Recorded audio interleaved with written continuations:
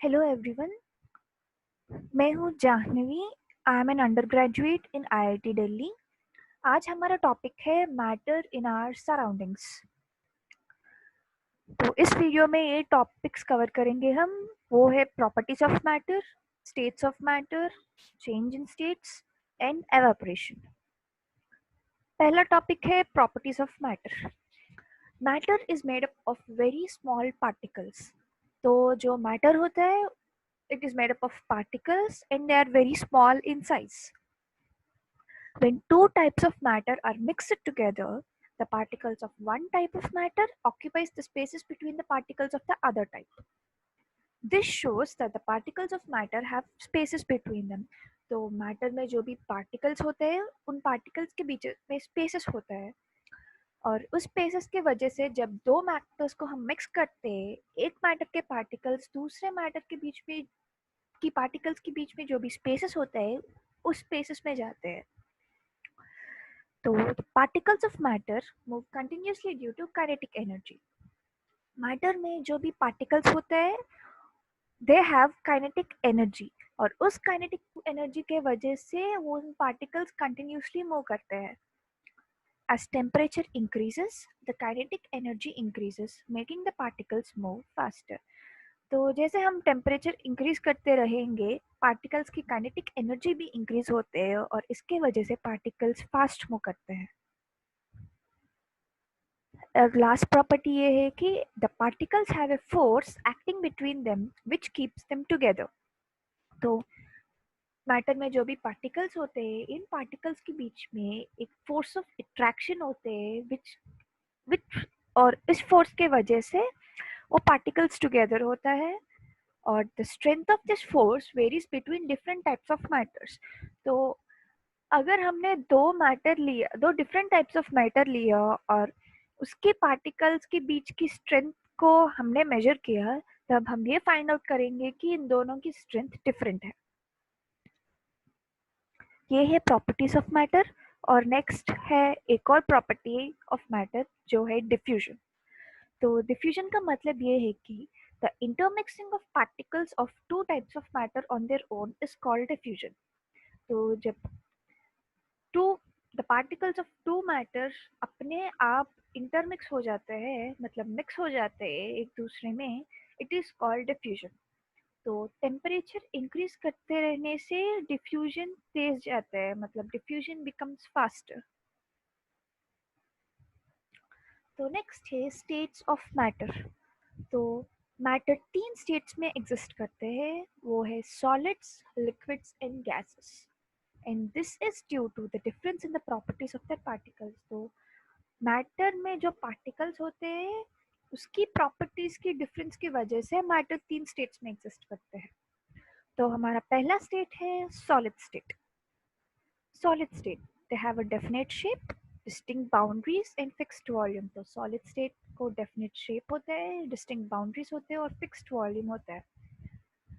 तो they have the tendency to maintain the shape when subjected to an outside force. इसका मतलब ये है कि जब हम सॉलिड पे कोई फोर्स अप्लाई करते हैं, when solids try to maintain their shape, tendency का मतलब है they try to do it, they are rigid, that is they may break under the force but difficult to change the shape. तो rigid का मतलब ये है कि जब हम सॉलिड में कोई फोर्स अप्लाई करते हैं वो ब्रेक हो सकते हैं बट शेप नहीं चेंज करता है। तो एग्जांपल्स है रबर बैंड।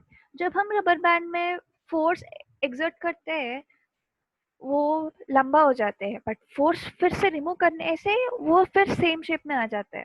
और स्पॉन्ज भी वैसे है, प्रेस करने से स्पॉन्ज कंप्रेस होते हैं पर फिर हाथ निकालने से स्पॉन्ज फिर से वही शेप में आ जाते हैं। They have tendency to maintain their shapes. एक और एग्जांपल है सॉलिड्स का sugar and salt crystals. Next है liquid shape, liquid state. Liquid state को कोई फिक्स शेप नहीं होते हैं बट फिक्स्ड वॉल्यूम होते हैं। they take the shape of the container in which they are kept। मतलब लिक्विड जो भी कंटेनर में पोर करते हैं उस कंटेनर की शेप लेते हैं, और दे आर नॉट रिजिड, मतलब लिक्विड्स अपनी शेप को चेंज कर सकते हैं, दे फ्लो एंड चेंज शेप। और बिकॉज दे फ्लो, इनको फ्लूइड्स कहते हैं। फ्लो करने के वजह से लिक्विड्स को फ्लूइड्स कहते हैं। तो एग्जाम्पल है water and oil. Last state है gaseous state. They are highly compressible when compared to solids and liquids. और इसकी रीजन ये है कि गैसेस में जो भी पार्टिकल्स होते हैं, इन पार्टिकल्स के बीच की फोर्स ऑफ अट्रैक्शन काफी वीक है when compared to solids and liquids. इसलिए दे आर हाईली कंप्रेसिबल। जब फोर्स ऑफ अट्रैक्शन वीक है, उनको कंप्रेस करना इजी होता है। Due to high speed of particles, large spaces between them, gases diffuse very fast into other gases. तो जैसे मैंने बोला कि पार्टिकल्स के बीच में लेस फोर्स ऑफ अट्रैक्शन होते हैं, इसका रीजन ये है कि there are large spaces between the particles. तो लार्ज स्पेसेस होने की वजह से फोर्स ऑफ अट्रैक्शन कम होते हैं। Not only that, force of attraction कम होने से पार्टिकल्स का स्पीड भी ज्यादा होता है due to high kinetic energy. और इसकी वजह से gases diffuse very fast into the other gases. Diffuse का मतलब ये है कि intermixing of particles of different matter on their own. Examples है ऑक्सीजन एंड नाइट्रोजन।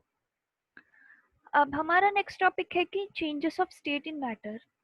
मैटर जो होता है वो एक स्टेट से दूसरे स्टेट को चेंज करता है।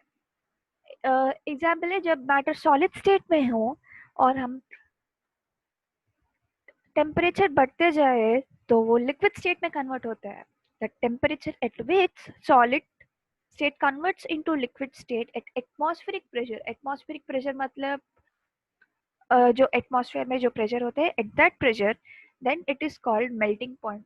उस टेम्परेचर को हम मेल्टिंग पॉइंट बोलते हैं। And the heat required to make this change is called latent heat of fusion. तो सॉलिड को लिक्विड में कन्वर्ट करने के लिए जो भी हीट रिक्वायर्ड है उसको लेटेंट हीट ऑफ फ्यूजन बोलते हैं। और उसको हम ऑपोजिट भी बोल सकते हैं, लाइक लिक्विड मतलब लिक्विड को सॉलिड में कन्वर्ट करने के लिए जो भी करने के टाइम जो भी हीट रिलीज होता है उसको भी लेटेंट हीट ऑफ फ्यूजन बोलते हैं। जैसे liquid to gas का change speed, the temperature at which liquid changes to gas at atmospheric pressure is called boiling point। मतलब जो भी टेम्परेचर में लिक्विड गैस में कन्वर्ट हो जाता है उसको बॉइलिंग पॉइंट बोलते हैं। And the heat required for this is called latent heat of vaporisation. और हम एग्जैक्ट ऑपोजिट बोल सकते हैं कि the heat released when gas is converted to liquid. तो जब गैस को हम लिक्विड में कन्वर्ट करते हैं, जब जो भी हीट रिलीज होता है, जो भी हीट बाहर निकलता है उसको लेटेंट हीट ऑफ वेपराइजेशन बोलते हैं।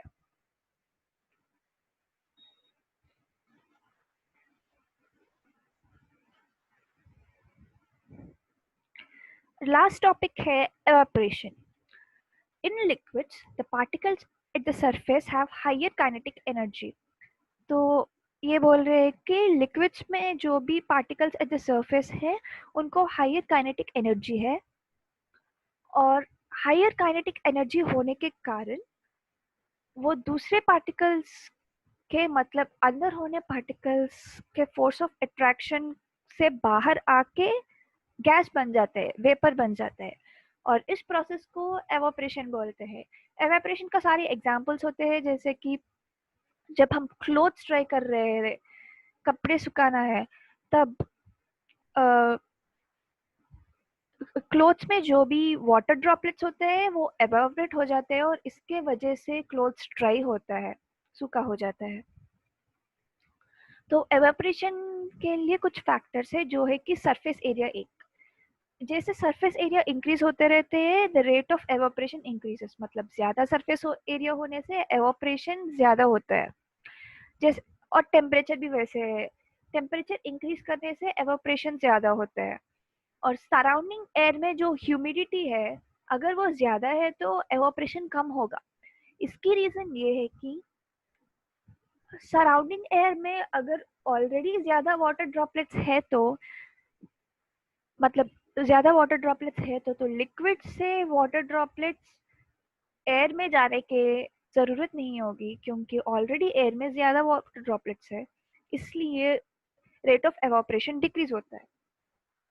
और लास्ट है increase in wind speed increases the rate of evaporation. जैसे हम कपड़े ड्राई करने के लिए जाते हैं, जब विंड ज़्यादा है तो कपड़े जल्दी ड्राई हो जाता है। इसकी रीज़न ये है कि जब विंड स्पीड ज़्यादा है तो रेट ऑफ एवापोरेशन भी ज़्यादा है। Thank you.